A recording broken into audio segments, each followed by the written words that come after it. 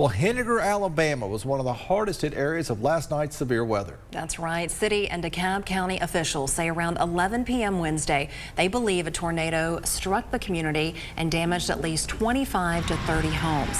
They said despite 2 serious injuries and a handful of other minor injuries, no one died in the storm.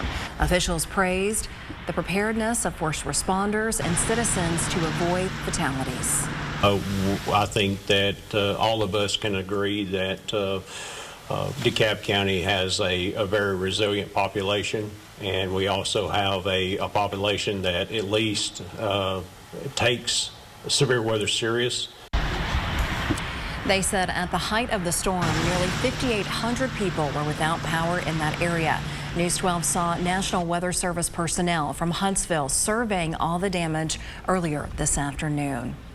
We spoke with some of the Henagar residents most directly impacted by those storms. News 12's Nick Hill spent the day on Sand Mountain, where one survivor says a particular decision saved her family's life. The sign in front of the furniture shop here in Henagar, Alabama on Alabama State Highway 75 tells the story of what the community went through on Wednesday night. This is why you need a storm shelter. All this, because that's what I could have been laying in somewhere if you could have found us. Residents up and down Lacey Road in Henagar, which officials called the worst hit area of the town, recalled the horror of the monster storm coming in the middle of the night. We didn't hear no freight train like everybody said. We just heard debris slamming against our house. And wind and the trailer shaking. Yeah, it shook the whole trailer. Many residents lost vehicles and had trees come through the roofs, among other common damages. I mean, it's never been this bad before, but it was just, I can tell you, the only way I know how to describe it is pure fear. Because we were standing in the living room, hugged up to each other, praying that God would protect us, and He did. However, for Wanda White, she lost her family's entire mobile home as it was ripped off its concrete block foundation and strewn across an open field.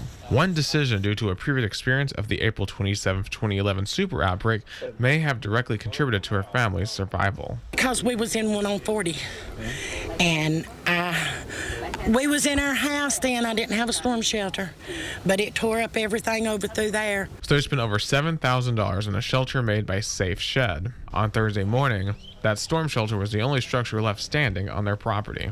We wouldn't have been here. There ain't no way we could have survived. No,